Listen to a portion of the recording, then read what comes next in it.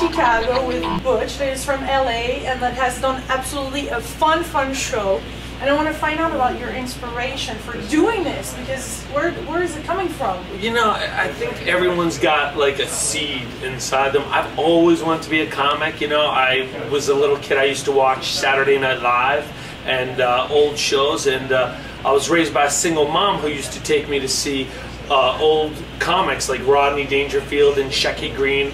And I was a little kid, and my mom was cool, and she would take me to these big shows, and I would watch these people and see the crowd laugh, and I just thought, you know, I hope to do that someday. And I always wanted to do that, and I was afraid to do it because it was my dream. I didn't know if I was funny enough. I didn't know if I could do it.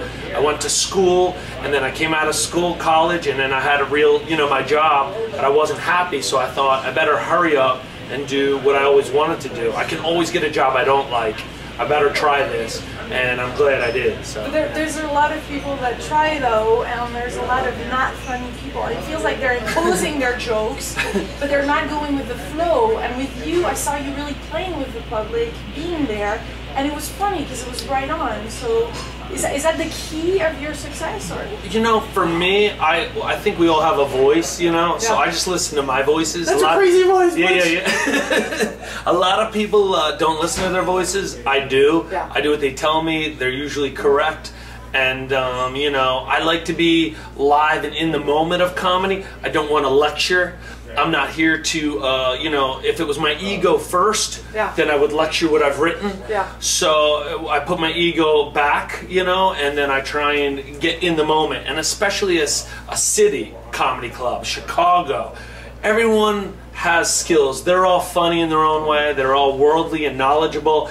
And if I cheat, they're going to know. And then I'm going to lose the audience. We smell it. Right, you will know immediately, you know. And so I try and stay in the moment, and especially in big cities, you know, and not cheat, and make sure that it feels good. That's what I saw when I was a kid. I saw, you know, that moment and that intensity. Yeah. And if you see me create in front of you and it works out, that's cool. We get to take that home. That's live. That's what stand-up's about. And, you know, But how do you deal with when there's a blank or nobody's laughing? Or... Well, you know, that's funny though. You know, I've learned that that's not awkward anymore for me. Over the years, I've learned that when it's quiet and they're listening, that's cool. Really? They're listening. They're like, you know, and it's also funny. And if I don't do well, that's funny too. You know, so as long as I address it honestly in the moment, it usually works out.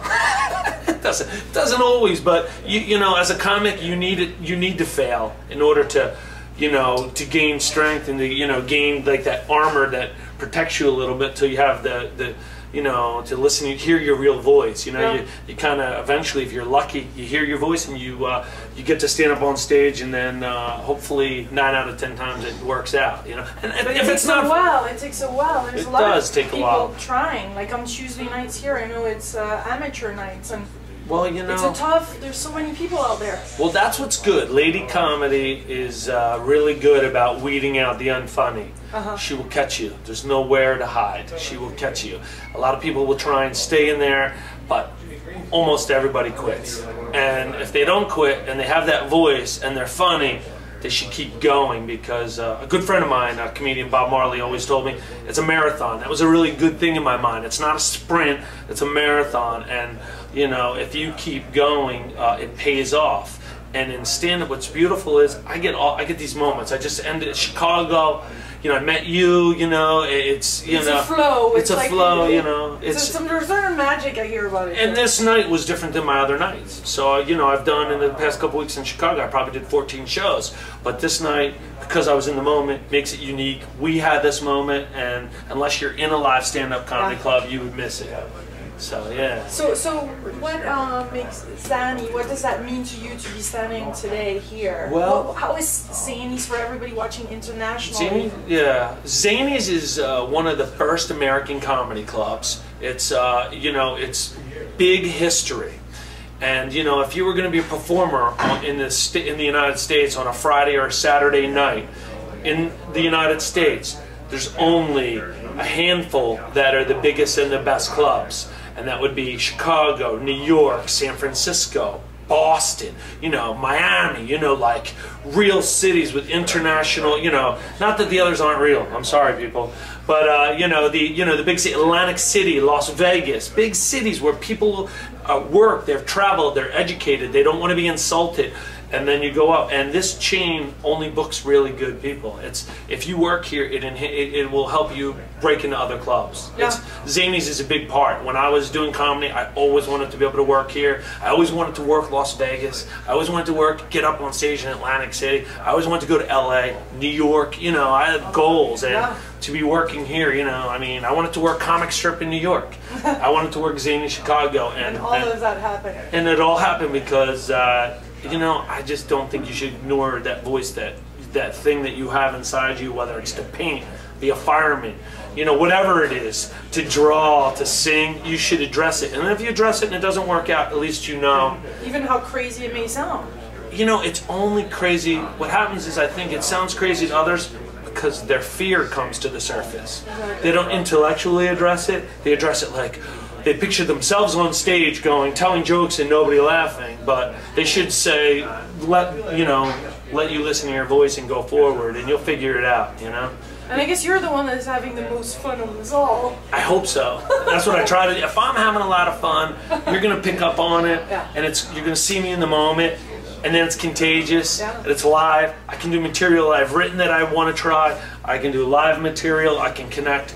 And then it's fun. If I don't get in the moment and address, you know, if I don't address I'm tired or I'm excited or I'm happy or I got a ticket or, you know, I lost a loved one, you know, life, death, real stuff, you know, address it. You know, address that I'm afraid to die, address that I'm happy, address that a hummingbird is beautiful but also frightening. You know, it's a lot of vulnerability. A lot of vulnerability and being live and honest in the moment. So yeah. I guess it's time for us to stop it. I guess. I think that we have to improv. Yeah. It was like, ladies and gentlemen, we're about to start the show. Yeah. We were thinking what kind of jokes, actually, with my friend that is French, also you would make about French people if we would have been right in front. You know, I think in France, if I were going to address something, I think that it's probably, I would guess, annoying to French people to be asked, where's the Eiffel Tower? I would think that that's like a common question, and they assume all of you, you know, like that's in your mind all the time, you know. I'm French, where's the Eiffel Tower? You're like, listen, it's over there, it's not a big deal, we've seen it for years, I use it so I can figure out how to get to my friend Francois's house. That's the only reason I know about it. I haven't been there in years, yes. It's like people who live near the beach. They're always like, do you go to the beach every day? Do you go to the beach? No, I don't go to the beach every day. And if you're French, no, I don't go to the Eiffel Tower 3 times a week. No, I don't. I know it's there. It's cool. I like it. It's good in a picture, but that's about all. You know, so I don't, you know, but I would love to go to, you know, go experience France. I haven't been to France. I've been to a lot of countries, but I would love to. I think it's cool. I took French 1 and French 2. Je m'appelle Laurent. Laurent, so where's Butch coming from? Butch is a terribly, horrible childhood American nickname that was put on me when I was a little kid. But then eventually, when I became a stand-up comic, Butch Bradley feels good and makes sense. But growing up as Lawrence or Laurent and then being Butch was tough.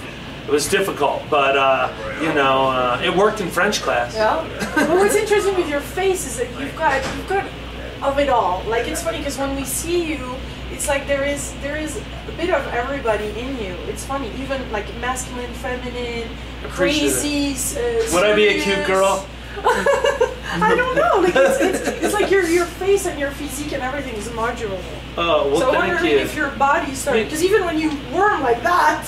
You know, I'm a storyteller, and the East Coast of the United States, a lot like Chicago, we all speak and tell the story, you know, with our bodies and passion and, you know, real, you know, and I think that, you know, the color of someone's voice is, you know, it's an international thing. It translates. When someone really tells a story, as opposed to just lecturing.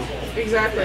But if you believe them and they're in the moment, then that color is good. It feels good, and you know you believe me or not. You know, if I'm being honest, you'll see that. And this face can't really tell a lie. It's, you know, either I'm upset or happy or.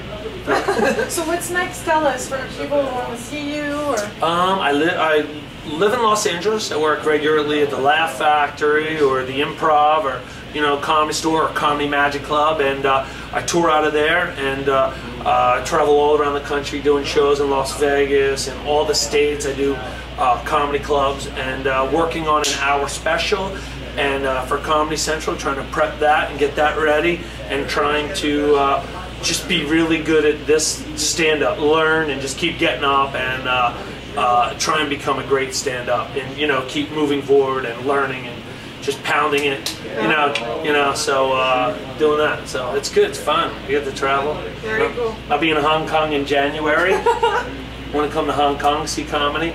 And where else? Just traveling, just doing a lot of stand-up. Yeah, hopefully France someday. Yeah. I will learn some, I don't know, what do I know? I know, je bois bière. Well, it's very nice to meet you. A pleasure to meet you Great also. to see you. Thank you very much. Thank you.